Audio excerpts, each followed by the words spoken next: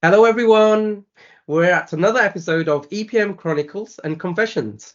We're here with Krunal Shah. Krunal, how are you? So far, so good. Thanks for having me there. Thank you so much. So, the first question, Krunal, could you share the story of your career journey from the beginnings as a chartered accountant to becoming a renowned practice lead in EPM at Mannai InfoTech? Certainly, Tim. Uh, this journey has been no different than a roller coaster ride.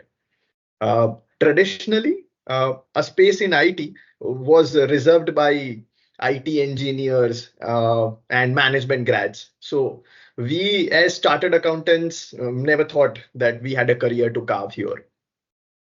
However, my move in Oracle or IT per se, as I always refer and say that it has nothing but an accidental move or a lucky accident.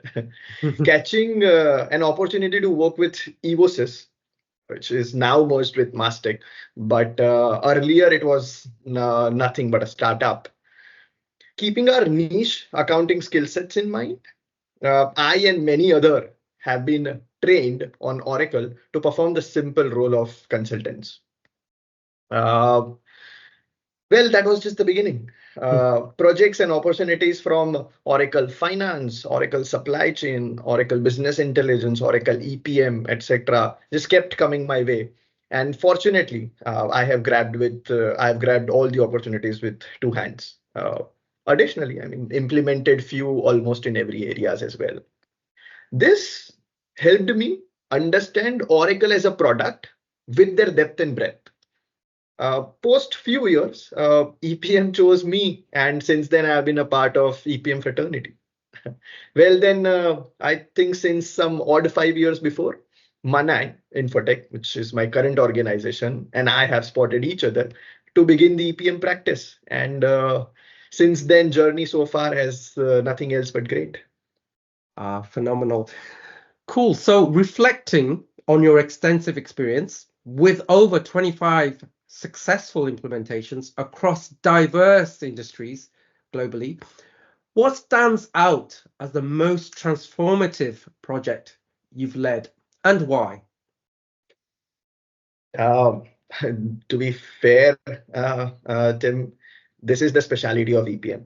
No matter how many projects you are associated with, every new implementation in every new industry, sometimes in the same industry, poses a distinct challenge. And you always have to be ready to unlearn and adapt because, frankly, there is no other way. To be fair to all my engagements and clients, they all have taught me something. But if I still would have to pick and choose, I wouldn't hesitate to mention the one we have completed back in 2016 in KSA with one of the largest conglomerates. Brilliant. This client was a family run business, just like you see so many in Middle Eastern countries, but exceptionally huge. They had businesses operating in capex heavy sectors like real estate, hospitality, finance and banking services, healthcare, etc. Additionally, to the extent they were operating in niche areas like driving school, food and catering industry, the tourism, etc. too. And these are, I'm just naming a few. With such complex business structure, they were struggling to have centralized budget and were definitely not able to finish financial consolidation. And hence we positioned EPM. To explain the gravity of the complexity, during one of the critical times of the project, the team size has grown 30 plus just to ensure where we reach we need to be. I think once the project was completed, we did some sessions with them. We sat with them and we found out some KPIs and we produced some KPIs. Once the job was done, 100 plus users were using the system at one point in time. Uh, Timing to budget and plan almost cracked down literally by 45%. Their financial consolidation has improved significantly and mostly error free. And the client was delighted with financial statements on just few That's it. clicks. overall, I believe that such implementations gives you real joy, and I'm happy that I was just a part of it. Cool. So, given your transition from a chartered accountant to a techno-functional expert in Oracle technology, what inspired this shift? And how was your background in accounting influenced your approach to IT consulting? Very interesting question. Chartered accountancy is considered to be one of the toughest courses to crack with very minimal pass out ratios, at least 15 years back, 15 years before was back in India. The academics of chartered accountancy not only covers accounting and tax, which the general assumptions go, but comprehensively covers the area of costing, tax, law, IT too. When I've started learning Oracle, and up until my first one or two implementations as well, I strongly felt I have done terrible with my career because all the academics I have learned so far have almost evaporated. But in hindsight, or on a brighter side, I have been learning new things every day. The day of realization wasn't far when I understood that it's not accounting versus IT, it is Yeah, accounting plus IT. sure. It's a complementary skill set. Sure. Now, just talk on this. I mean, let's say if we speak in EPM, let's say if it's a consolidation tool, clients and colleagues really look up to you for the right accounting treatment and whether that right accounting treatment is adhering to right IFRS or US GAAP. If you Sure. talk about planning and budgeting, the client really looks up to you to set the right kind of budgeting process, whether it should be trend based, driver based, zero based, etc. Even for the budgeting, even for the budgeted financial statements, I think you are always the right person to comment. Talk about costing and tax. Who better than a chartered accountant to define the right costing model? And anyway, for tax, I think I would reserve a comment. On the contrary, after spending so much time in this world, I insist fresh chartered accountants and new talents to not only look for traditional careers, but evaluate IT consulting as one of the prominent alternatives. I think it's rewarding, and trust me, it's fun too. Cool. Thank you. So, balancing multiple roles such as solution architect, pre-sales lead, and project manager can be challenging. How do you manage these responsibilities effectively and ensure project success? Uh, I have to give credit when it's due. It's because of the foundation that's been set at my first company, Evosys. Right. When you work with a startup where there is limited resources but endless ambitions, Sure. your roles are never bounded. Uh, all a candidate has to project is an enthusiasm, and in no time they can be the owner of the responsibility. I think Sure. that's what exactly happened.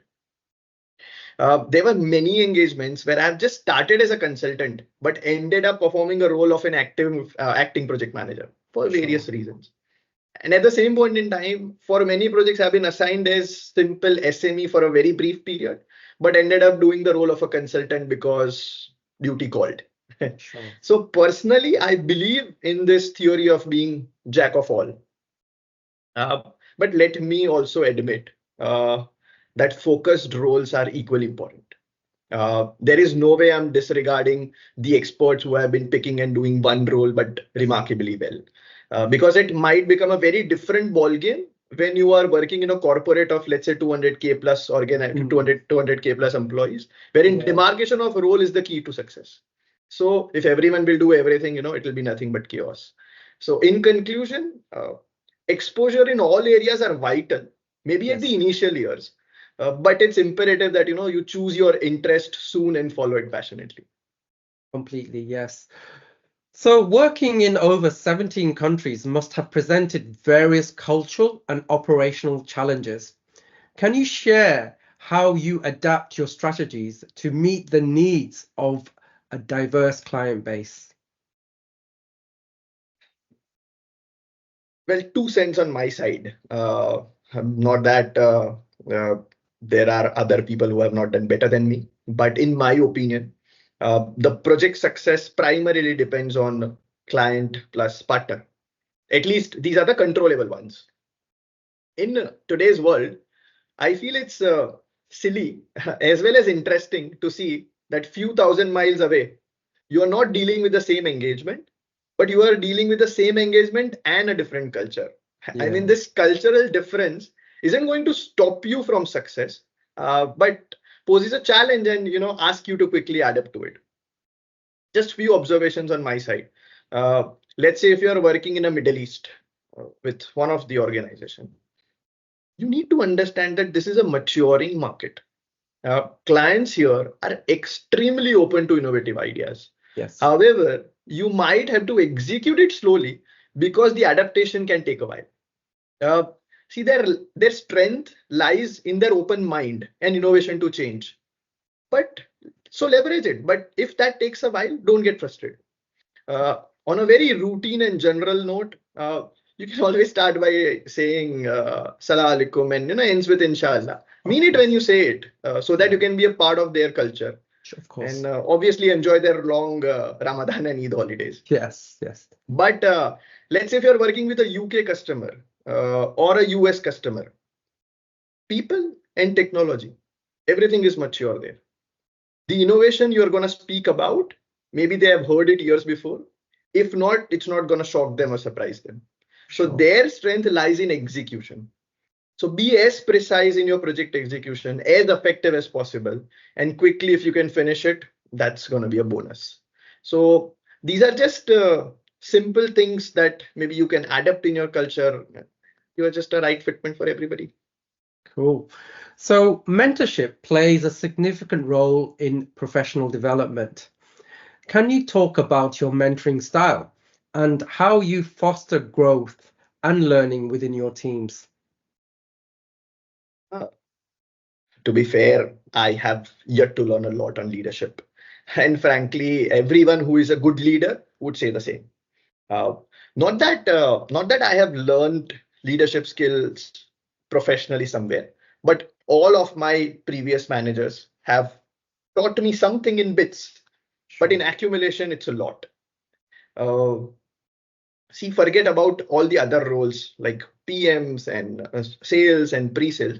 But if I just talk about one niche role, which is a consultant, I think most likely in this talent, you are looking forward to two broader categories, fresher and lateral. Now, both of these talents, in my opinion, have a separate need. Freshers are exactly looking for aspiration, when laterals are chasing a goal. To make them believe in your common goal, you need insights into their career objectives as well. There are few things that we do at our place, at least. Let's say if there is a fresher, we encourage them to explore one module in multiple ways, or we encourage them to explore multiple modules as well. See, eventually this helps us in identify where they are best suited in future. Sometimes we always say, it's a fresher, should we give them more accountability? But I opine that this is the only way they will learn the ownership. So give them more accountability. On one another note, every candidate at our place will have to explore and present a new feature to the entire team at a certain interval. See, this exercise helps in certain things. Presentation skills of the teams are improving. Team is certainly learning. And if presented and explored well, there is enough name and accolades that they are earning in the team. But this changes when it comes to lateral. I think I believe in flexibility. Yes. So right now in these days, flexibility may sound cliche, but helps amazingly in producing sufficient results. Secondarily, we do promote remote culture as far as it's not harming us or not taken an undue advantage of. And last but not the least, which is trust. I mean, you really cannot micromanage everything. You really have to put some faith in them. And once you do, I think most likely people deliver. Obviously, apart from these non-monetary motivations, if you could make them feel that they are a part of your success journey, you are least likely to get disappointed. Fantastic. So looking back, is there a pivotal moment or decision in your career that you believe significantly influenced your professional path? Can you share that experience with us? Uh, well, there are many which has given me edges to my career and made sure that and shaped me as a professional that I am today. However, the pivotal moment has to be when I started working as a practice lead at Mannai.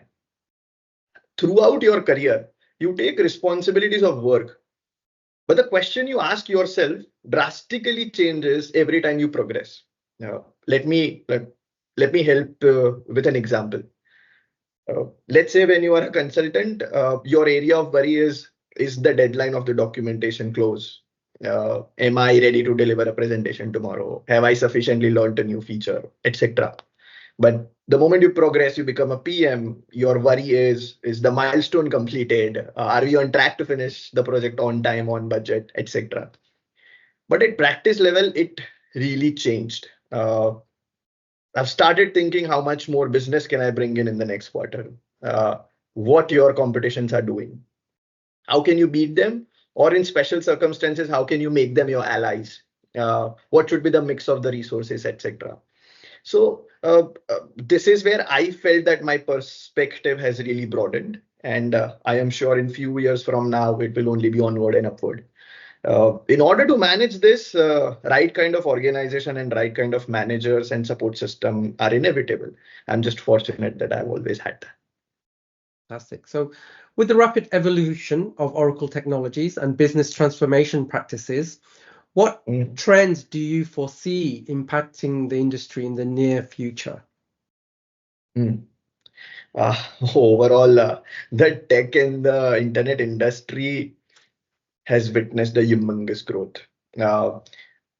See, we are certainly at the most advanced stage of tech humans has ever seen.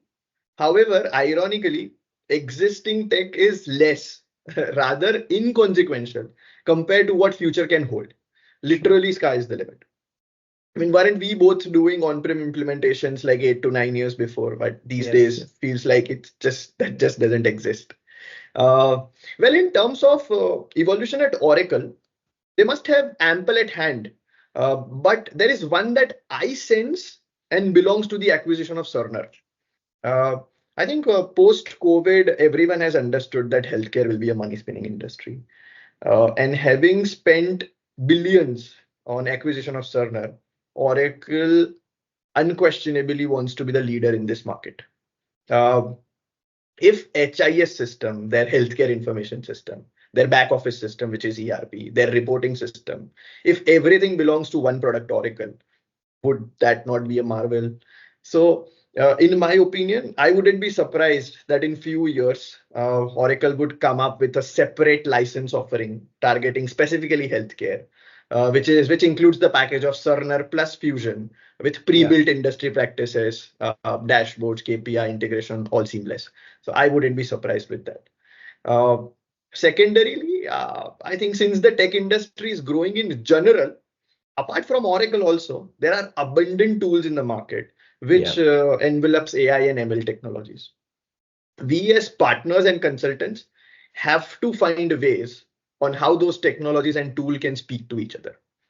In my view, it would be lovely to see UiPath maybe works in compliance with Oracle to process their invoices, which is nothing but a routine task. And finally, the aging analysis can be drawn from Tableau. I mean, that's the kind of harmony I would love to see in every implementation. Oh, thank you. So networking and building professional connections are crucial in the tech industry. What advice would you give to professionals aiming to expand their network and establish meaningful collaborations? I have to be honest when I say this, I'm equally learning the skill. This might be the most underrated skill, but nothing moves in your career unless you are able to make a meaningful connection, as you say. Few suggestions on my side, always be a go-getter. Ask. You are already sitting on a no, and there is no harm in asking. If possible, best is to go and meet people in person. I am still in for pre-COVID era. Think about conferences, workshops, seminars. It's like a party for your fraternity, and you are already invited there. Oh, and don't sleep on social media. Platforms like LinkedIn, Twitter, GitHub are great for connecting with your fellow enthusiasts. When you slide into someone's DM, try offering them something cool instead of just asking for favors. I feel everyone should register this, that first impressions last, no matter how platitude this sounds. Ensure it's a good one. If you are talking to, let's say, someone in real estate who is sitting at a C level, and if you can talk about hyperinflation economies, they would be intrigued to talk to you. Yeah, Or sure. if you're talking to someone in oil and gas, talk about hydra energy. They are likely not to forget you. So, well, these are just some basics that everyone should consider when they are at a mission to build a network. Cool. So, as you look forwards to the future, what are your professional goals and how do you plan to navigate the challenges and opportunities in the world of IT, consulting, and business transformation and this thing called AI? Uh, See, I feel due to the dynamics of the IT industry, uh, the 5-year goal that I set now might not be relevant at all, let's say in next 2 years. Uh, However, in the very recent future, uh, in the capacity of a trusted advisor, I look forward to become someone who is bringing the actual use cases of AI in regular business life. It could be as simple as chatbot in ERP system or as complex as statistical data modeling. To achieve, we really have to gain insight on different industries. Uh, I assume that very soon, let's say industries like retail and manufacturing uh, will not be workforce heavy, Sure. but industries like tourism and hospitality may still be people dependent. Hmm. Now, I would love to channelize my focus and my ideas wherein adaptation of AI will be quick and solid. If you could think of few innovations in one or two industries and are able to find ways to monetize it, I would say it Yes. will be good few years for me. And for this, if I ever have to become a product agnostic person, I am just ready to do that. Ah, phenomenal. Thank you so much for an insightful conversation. Really learned a few things myself. And yeah, hopefully talk to you soon, very soon, Krunal. Thank you so much, Tim, once again for having this. This was an unlike agenda, but equally interesting as every other meeting with you goes. Thank you. Fantastic. Take care. Bye bye. Bye bye.